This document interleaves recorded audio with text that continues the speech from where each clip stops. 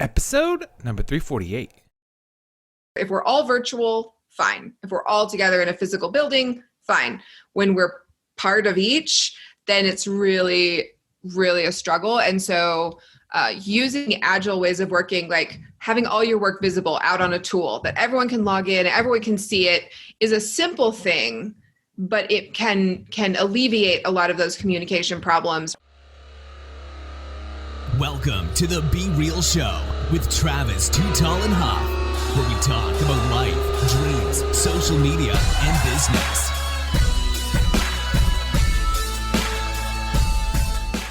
Well, hello and welcome to the Be Real Show with Travis Too Tall and Huff. Folks, you know your boy is always fired up, ready to bring you hopefully some value, some life, some energy in your days and nights and weekends, or whenever you're listening to the podcast.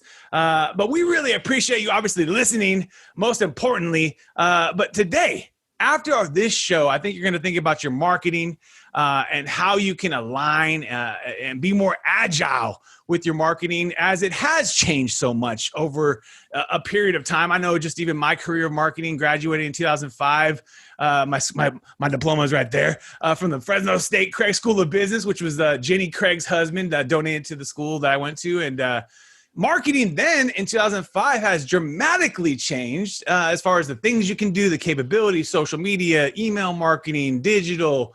And as we know, some things are foundational too. So some things haven't really changed in many ways, but in a lot of cases, obviously the vehicle, the platform, the delivery, and in so many ways, how you're actually doing your marketing is changing. So we're talking to an expert in the game, folks. Miss Andrea Fryrear. Andrea, are you ready to be real? I am super ready. Let's go. And she is the president and co-founder of AgileSherpas. I love what you guys are doing, just checking it out and talking about how marketing has changed and how they basically are helping you adapt to that change. And obviously every different client's different. Every single industry is different. But basically, helping transform that marketing organization, whether you're internal or working with an agency. I think it's very, very important, y'all, to listen to experts. So we're a pleasure to have you on the show today. Miss Andrea, have you always been into marketing? No, I've sort of stumbled into it, Really? which I think is, I feel like marketing is not one of those things that a lot of people are like, you're a little girl and you're like, I want to be a marketer when I grow up. Right. But no, I have an English degree, and so content marketing has been like an amazing movement for me to be able to blend some of my like early digital marketing expertise with the thing I actually went to school to do. Right. My parents are delighted that I can actually use my English degree to make money, which was questionable at the time. But no, my first job out of college, I was, the young kid in the building at a newspaper syndicate, and they needed a new website, and being young somehow qualified me for that job. And so once you have a new website, you need people to come to it, and therefore SEO, and therefore search engine marketing. And, it all sort of snowballed from there. So you kind of learned as you got thrown into the job, if you want to call it in some ways, by the factor of our age being younger. And then obviously you have the expertise of content writing, which is a big part of a website, is the content. I mean, I had time and time again, over the 12-year journey, have kind of help clients figure out how to build a website, how to do it better, blah, blah, blah. But a lot of times it's just the content you want to say is so important. And also that's what holds people back. It's like, hey, the design's ready, everything's ready, but what are we going to say on this thing? And a lot of times it needs to kind of come from the customer's voice in some cases, because website developers and designers and content creators, we can be good, but we're not experts in the industry. And so trying to find that kind of combination of, maybe an interview or doing something where we can kind of, dig into your mind, but then also obviously use the expertise. And, like you talked about SEO and some of these things that are so important to interweave into your website. So you got thrown to the wolves and you got into website developing, SEO. And then you kind of just stuck to that industry where you always just from that point on, just like, okay, I love digital. I love marketing. I'm in this. Yeah. It's great to always be learning. I really think that's kind of what I'm addicted to more than anything, is like solving new problems and finding new challenges. And so I feel like that's the great thing about marketing, is there's always going to be another channel. There's always going to be another tactic. You're going to stall out and plateau here, and then you got to figure out how to kickstart it again. So it's it's never boring. And then now having gotten into the really nerdy like process and operations stuff, you really get into like, okay, where's the bottleneck in the system? What's preventing us from getting value to our customers? All right, let's go systematically attack those things. Gotcha. It's really rewarding. So now you're also taking in more of an operations as far as like how we're getting all these leads. They're getting stopped at this certain page. Are they not purchasing because of this certain reason? You know, many different things. You can get someone to a website, doesn't mean they're going to buy. Many times you have to quite often educate customers about that. It's all about the impression. I mean, you're trying to get them off domain, off of Facebook to go to your website, or they were just browsing their family's photos, and then you're going to try to send them off domain. And now they're at your domain, and you got to either have a really captivating message or a really, you know, obviously a offer or something, an incentive to make them act right then.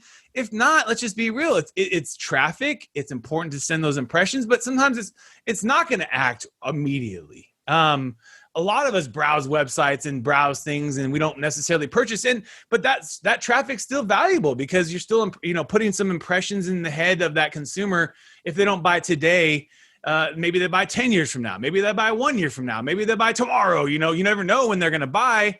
But it's always been, since the beginning, marketing has always been, you know, kind of keeping your message in front of those eyeballs, you know, keeping your message in front of these people. And so I always had to educate people about that in social. I'm not getting likes or engagements, but you're getting tons of views. You have to forget sometimes that the views are just as important in the long term of marketing as 1 million comments, 1 million engagements, shares, et cetera, which are still very, very important. Let's just be real. I mean, very, very important. But the view in itself is really the whole thing of marketing. It's how, you know, the delivery is different, but it's just, you know, you have an eyeball or you have an ear now with the podcast and things like that. And you're literally putting messages or content in front of people and hoping that to kind of persuade them or educate them. And now, so sped up to now, tell me a little bit about what you're doing, because I love the business. I love what you AgileSherpas. It's like kind of taking a trek or an adventure, talking about your path. Tell us kind of like what you're doing. Yeah, so we are a little bit different than like a typical marketing agency. We don't come in and tell people what they ought to do or what channel you should be in or more budget here or optimize this conversion on this page, right? So lots of folks are very brilliant at doing that. What we do is look at your process. So how do you make that landing page? How do you create your content? How do you execute your strategy in a way that you're doing the highest value work all the time? Because marketing there's always, right, 1 million things we could be doing. Absolutely. And so how do we find what's going to move the needle for us and deliver value to our customers? Focus as much of our energy as we can on those things until they're truly done and out in the market. And then we move on to the next things instead of trying to do 45 things this week and then none of them get done. Got you. Smart. Very, very smart. A lot of agencies I know just being on, because we come in as a kind of an outsource, if you want to call it, to agencies, social media, having a social media team, don't have the scale. We kind of partner up, work on something. And so I've come in on many pitches. A lot of different agencies got different strategies, some very interesting strategies, some very just real straightforward strategies, a lot of in between. But like you said, it's a big part is a lot of it is they're doing a lot of things all at once. And many times you don't know if any of that stuff's really going to work or not until you test some of that stuff. And so you go in and try to kind of fix where the internal problems are or processes problems might be in that business before you go out and spend a bunch of money in marketing or do a bunch of things internally and get that kind of dialed in right. Yes, exactly. Like how can you test more? How can you talk to your customers more instead of sit there for 9 months, right, and build this massive campaign that you release all in one big go, and nobody really wanted it in the first place. It's a good point, because I always believed, especially in digital, that was the beauty of of the digital marketing, y'all, is that you can test things. Unlike if you were to go on TV, it's hard to test a campaign on Cosmopolitan. I remember looking at the ad rates back in the day, and when I was working at ABC Television, it was like, is $75,000 or $100,000 to place one little, basically ad in the middle of a Cosmo. And it's like, dude, how many other ads are in there? And how many people back then, magazines have some stickiness. I get it. They don't, they stay in your house, et cetera. But how many of these people just read it and throw it away or whatever, or just read it and put it away and never see your ad again? And it was like, wow, $100,000. You seem like you could do things and test things with that. That you would not be able to do, obviously, with your traditional. So I love that a big part of it is a test. So tell me, Miss Andrea, what type of businesses do you really thrive with? What type of businesses are you like loving working with? It's really fun to go into some of the more traditional organizations. Like we do a lot of work with banking, pharmaceutical, those kind of folks who are feeling the pinch of their marketing efforts, not being quite as sophisticated or fast moving as they wish they were. Right. So they're ready. They have a strong appetite for changing things, mixing things up. And they're ready to make the investment and do the hard work, because process and operations don't really sound all that sexy, but they make a huge difference when you get them right. But they're also hard to change the steps and change the way that you do everything. Right. Requires some commitment. And so people really have to hit a threshold to say, okay, proceeding as I was is more painful and more dangerous than going through some hard change moments. And people have to really hit that tipping point. Otherwise, we can go and preach and teach and do everything. But if they're not ready, they're not going to change, and we can't make them change. Right. Absolutely. Yeah. I mean, and I think always, like with the agency model, you can't work with everybody. It's literally impossible for agencies to work with everyone. It's a very difficult business to scale in some cases. Talk to many big agencies and small agencies, and it's not easy business to scale, but it's a very great business in that from the very first customers and clients, I know even in our business, it's very similar, is that you can profit from the beginning. You can kind of instantly profit, and you don't have a ton of upfront costs. But I love that you all do something different, in that you kind of don't force a big model on someone, and you kind of go in and figure out the process first, and then you fix it. What are the things you're seeing right now that people are needing? What are they seeing that's something that people are having bottlenecks with or having those issues with? Yeah, I think communication has emerged as a real struggle for a lot of folks now that like hybrid is coming to be the norm for a lot of teams. Like, Got you. This time last year when everyone locked down, Right. Everyone kind of over communicated because Gotcha. we had to be virtual. And so everyone was doing a lot of extra kind of intellectual labor to make sure they were talking to everybody they needed to talk to. We're all getting fatigued with that now. And some people are going back to the office and some people aren't. Right. And that's honestly the hardest style of communication, I think, to master. If we're all virtual, fine. If we're all together in a physical building, fine. When we're part of each, then it's really, really a struggle. And so using agile ways of working, like having all your work visible out on a tool that everyone can log in, everyone can see it, is a simple thing, but it can alleviate a lot of those communication problems, because I don't have to try to ping you on Slack or wait for you to get back to me or schedule a meeting to understand what's happening with your project. I can look on your board. I can see everything that's going on and get up to speed. And so it really helps with some of the more like hybrid, we're not in the same time zone, we have to do things asynchronously, Right. which is just going to become more and more the norm, as these complex setups that we have to learn to navigate. So are you using something like Trello or something like that, a tool like that, to some of these awesome tools? There's so many amazing tools out there, but do you find you're gravitating towards those kind of tools that allow you to just streamline, simplify, and make it easy for everyone to kind of know where everyone's at? Yeah, absolutely. I'm a big Trello fangirl. I use Trello for my own personal Kanban board. My team's on Monday.com right now. Lots of larger enterprises I know make great use of Jira. Gotcha. They're doing a lot of cool stuff around business agility right now. So the list of tools is vast, and we could probably spend the rest of the time just going through them all. But there's a tool for everybody, right? Depending on how big your team is and how complex you want to be with everything. There's something out there to fit you, but just think about what you actually need and then go get a tool that will meet your needs, instead of saying, well, I'm just going to find like the coolest, shiniest, whatever tool that strikes my fancy, and then I'm going to fit myself into what the tool does. Right. It's much better to understand what you need before you go buy something. And I would say like to try a tool that's free too, like a Trello or something like that. That's relatively free because, hey, why not try a free platform? If it limits your use and capacity, et cetera, there's usually a premium version of that. And then also on top of that, if that tool is limiting you down, there's another tool that's even faster and bigger. But you're absolutely right. I think too many people jump for the fastest, shiniest tool, spend a lot of money, and then don't even really get the value out of it. I know we've made that decision, unfortunately, too many times, unfortunately, having to say, hey, we never even really use this tool, unfortunately. And so we got to stop. We got to cancel the tool because we don't see the value in it. And if we're doing exactly, we're forcing ourselves to use a tool that we don't even want to use, and we're paying money for it, versus tools that are free or relatively free and that we get that ton of value from, and we really maximize that because you can literally spend your whole life trying to find the tool to optimize this and optimize that. And a lot of times we don't have the time for that. We don't literally have the time. If you're a parent, if you're an entrepreneur, if you're anything in life, you're busy. And so you don't got time to just try to be researching tools and trying to figure out, like I said, how it applies, like you said, how it applies to your life. And I like to go the ones that you really gravitate to, that you really find efficient, and then that are relatively free because then you aren't out a ton of money either.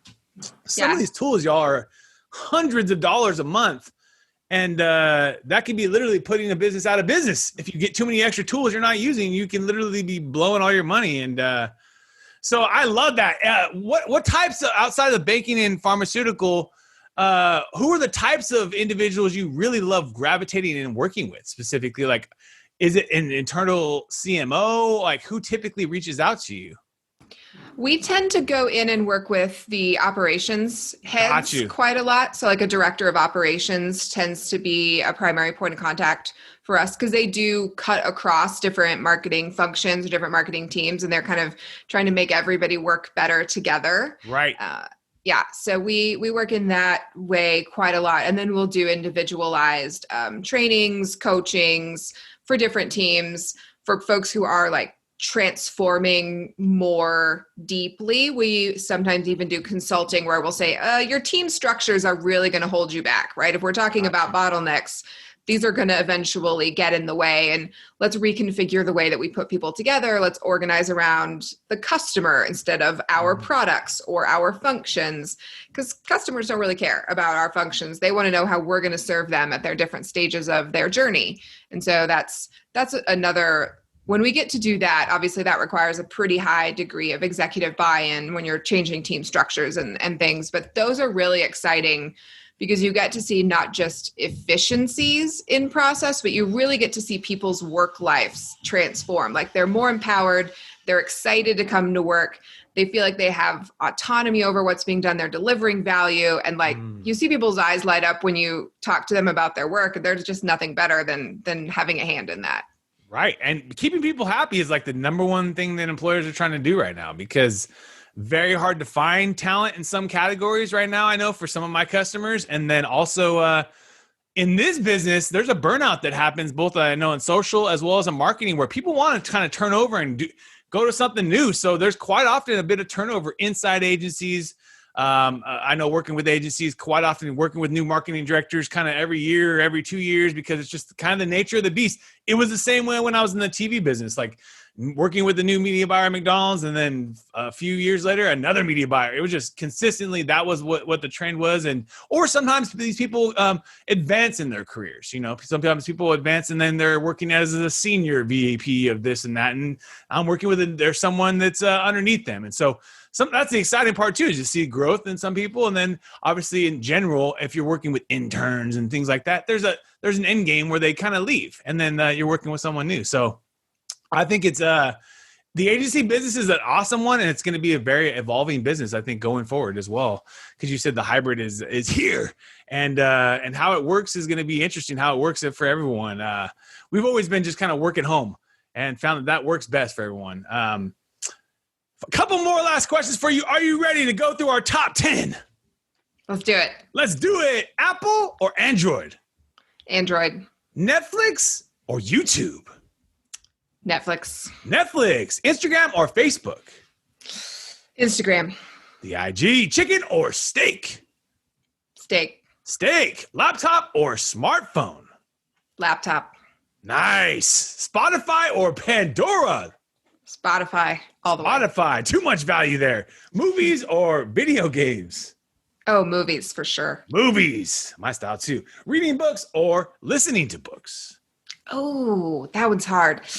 Depends on reading. Depends on what you're doing. Reading. Nice.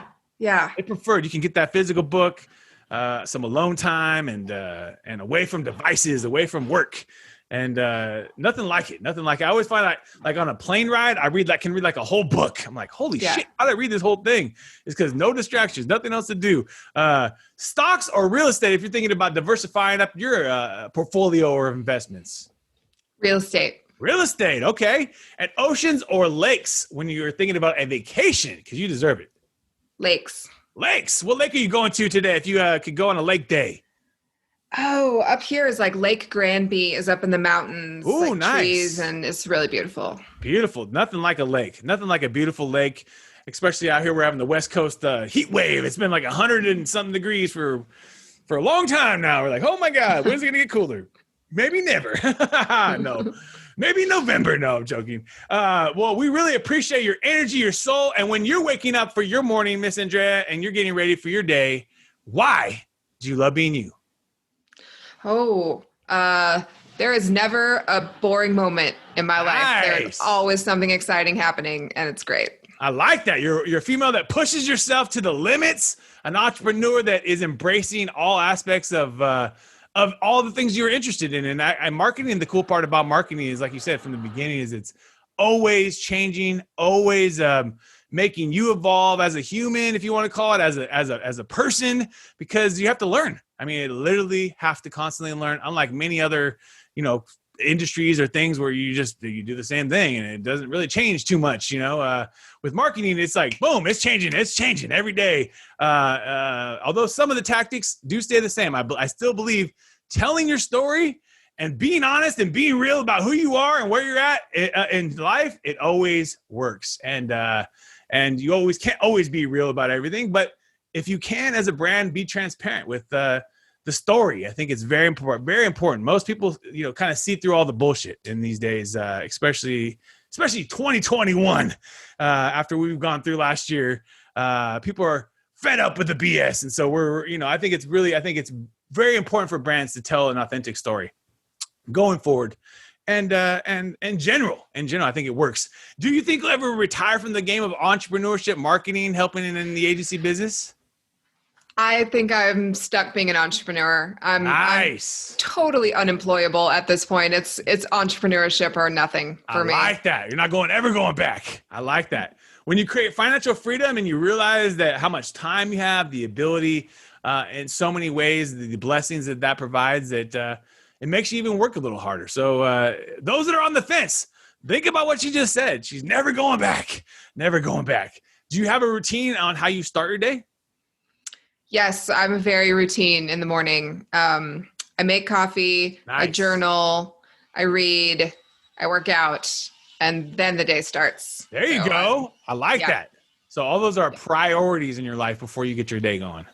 Yep. I've big fan of the Miracle Morning. I've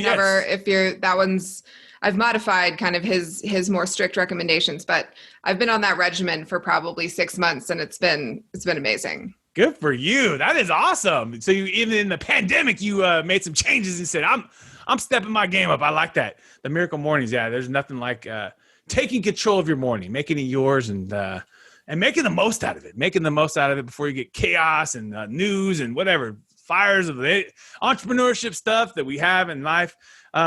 Is there a skill you're trying to master right now? Has there been a skill you're trying to work on or just get better at? Yeah, I've been reading a lot more about buying and selling businesses. Oh, nice. So I'm on my first business now, and interested to see like what the future looks like in terms of buying other businesses. So that's an interesting new avenue of learning for me. You want to buy the whole business yourself or buy shares into the business? Many different ways now to do that, right? So there's stocks. You can buy stocks in your public. Now you can do the with Mr. Obama in 2016 to the non-equity crowdfunding. So you could get into a seed stage company where it could have a huge return. I've got a bunch, but I haven't had a huge return yet. it's been what, 5 years now. Some of them gone out of business. Some of them paid off about even 2x, 3x. But then I have a lot of them that are still in business. So they could eventually IPO. At that point, you get your stock and shares, and you kind of be able to cash out. And then obviously owning a whole business. There's a lot of unique things you can do, Miss Andrea, with your skills of marketing and maybe seeing the bottlenecks and be able to buy a business at an undervalued position, come in and change some of the processes, change how it works, and make it more instantly profitable. I mean, that's the key in entrepreneurs that know how to buy those businesses. And then from my man Rob G or Nat Turner or some of these young entrepreneurs that are buying and selling billion-dollar businesses, very interesting how you exit, because that's the other piece to the business. Buy it, build the IP, build up that intellectual property, and then how do you sell this for a huge return? Because that's some of these big guys that are doing it. They got to find the returns. They know how to get the exit, which I think is if you can get that is a beautiful thing. As an entrepreneur, I mean, there's something about the exit that I still haven't figured out myself. I remember 1 year into my business, someone offered me a big number for my business, and I should have probably just said, hey, you know what? That sounds good. Let's partner up. But I'm happy I never did, to be honest with you, because I've controlled the ship. But we haven't had any big checks like that since, because social media is different. There's a lot of competitors, blah, blah, blah. It's understandable. Is there a favorite app that you use or you kind of gravitated to? My favorite app is probably going to be Trello. Trello on my phone. Oh, yep. I know that. So you use it on your phone? Mm-hmm. Nice. They have a great phone app. And then if you could sit down and chop it up with anyone in the world today, and they're coming out to you in Colorado, who would you like to chop it up and have dinner with tonight? Oh, man. I think right now I would want to have dinner with Ann Handley. Ooh, nice. I love her. Why do you love her? I love Ann Handley. I love Ann. Yeah. I mean, I used to cross paths with her at events frequently, and that hasn't happened in a long, long time. So it just would be nice to see her face. But, I know she's done some amazing things talking about acquisitions and exits and things with ClickZ, and now she's at Marketing Profs for so long, and I think she has a great staying true to herself while still working for a brand. Like, she's built Marketing Profs in such a cool way, and I admire the separateness yet togetherness that she and Marketing Profs have. She's got her own thing, but she's still very supportive of that brand, obviously, and such a big part of it. Right. But there's still always Ann, right? She's still got her own voice. The personal brand is so important, because it's always you. You could always, like Mark Cuban or like anybody, you can have a million different companies you own, but it's still you. You're still Mark Cuban, or you're still, Elon Musk, and he's going to own a million other businesses probably in the future. Not a million, but a few other businesses I'm sure Elon will own in the future, or partner up or buy out or whatever. But it's Elon. He's the mind. It's, you know what I mean? So it's very interesting about that. And I'm always fascinated by people that can just own so many businesses and do so much. It's just like, how do you do this and still sleep, I know they're making sacrifices. We all know that, but it'd be kind of curious to find out, what sacrifices are you really making? I mean, what do they feel? Because we all know we make sacrifices. I know as a dad, Miss Andrea, as a pop entrepreneur, I'm sacrificing the growth of my business, because how can I really grow that much if I'm spending all my day with my kids? And I'm choosing that because my dad left when we were kids, and he chose the business life because it was different back then in the 80s. You had to be at your customers, and you couldn't be Zoomifying and doing podcasts on things. And also I got blessed because I put some money in some investments, and I stayed true to those things, and I held, and I, things that you're talking about, buying businesses and things. But the truth is my social media agency, we can't grow the same way, because the CEO is a dad that's spending most of his time raising his kiddos. I got a 2-year-old and a 2-month-old, and that's going to be my life for at least 5 years until I get him to school. And so I think self-awareness is very important too as entrepreneurs. And you're a female entrepreneur, but I also love that you have self-awareness. I think it's so important to have that self-awareness in life and just know and feel like you're guiding your own ship. Like you said, I am never going back to work. I love that because, it's very important. It keeps us in the game. Last question for you. Has there been a book that has changed your life or sticks to your soul? You either reread, kind of think about it often. Yeah, I inevitably recommend the book Personal Kanban. When people Ooh, ask I haven't me heard of this. that one. Personal Oh, Kanban. so it takes all the Agile principles and practices and teaches you how to use them to run your life, like every aspect of your life. I've run my own personal Trello board for 8 years, and it keeps me sane. I love it, love it, love it. But on a more maybe like personal development kind of level, right now I'm listening to Reinventing Yourself, That's a which good one. it's so simple. Like he's a master of boiling things down to their essence and stripping away the stuff that makes it feel complicated and hard, to where you're just like, well, yeah, of course I want to do that. When do we start? I've just been really, really impressed with the way he approaches things in that book. Hey, it's so important to reinvent yourself constantly. The top celebrities in the world, how they stay relevant is they're constantly reinvent themselves. New hairstyles, new colors, new outfits, new fashion. Justin Bieber next year will look different. Justin Bieber the following year will look different 6 months from now. But he's staying relevant the whole time. And the whole point is it's part of the look, part of that. And that's the edge that you have, it just putting it in that light. But in business, it's the same thing. Constantly reinventing themselves, pivoting, constantly learning, constantly changing services, products, willing to pivot to the future, because let's just be real. No one wants to be Blockbuster or Sears. No one wants to be reeling. We all want to be thriving. And so the only way you do that is kind of pivoting to the future too. So also, my friend, where is the best place for us to kind of find more and learn about you? I want to put you in the show notes and the business. Talk about the business. Where's the best place on the website? Yes, AgileSherpas.com. You can find all kinds of stuff. I am a content marketing nerd, so we have tons of free stuff there. A getting started guide, state of Agile marketing report. We publish content every single week. It's all out there. Go find what you need and help you get started. I love that. I love that marketers that put out their content for free with no paywall.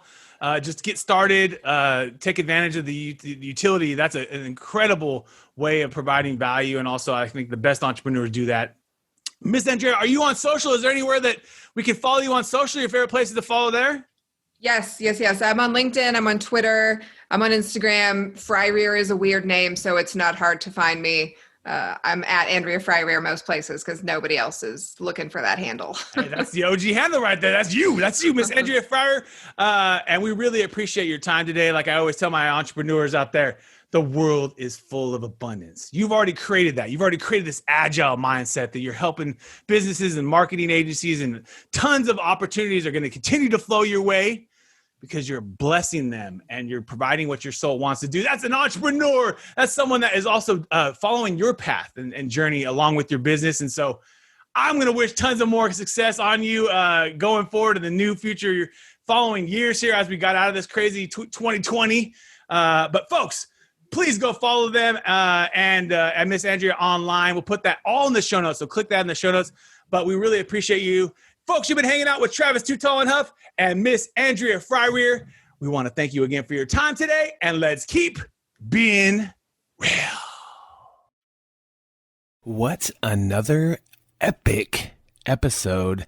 And if you enjoyed the episode today, can you please do me a favor and subscribe to our podcast, The Be Real Show, on iTunes or your favorite podcast platform. And also take a little time today, if you don't mind, and give your boy T Huff a review. I would really super appreciate it. And thank you so much for listening today. We're all going through a lot right now. And real-time outsource, my business, is giving back to local and small businesses. Through our social media services and campaigns, we are actually helping small businesses get more exposure during these times, and also when we get through these times. At the end of the day, we don't know how long this is all going to last, but most importantly, you got to think about your business right now and take it seriously. So come check us out at realtimeoutsource.com, and we would love for you to qualify and get the process started where we can take a look at your business and see if we can qualify you for some of our services. At little to no cost for most of the businesses, and some businesses, you're going to have to pay, but that's just part of life, right? But most importantly is that I think this is the time, folks, that you can actually help thrive in your business. And so I would love to help you personally with our team. We're all going through a tough time right now. So take advantage of us. Realtimeoutsource.com. Check us out. And we would love to do some business with you and help you with your social and digital media in 2020 and beyond.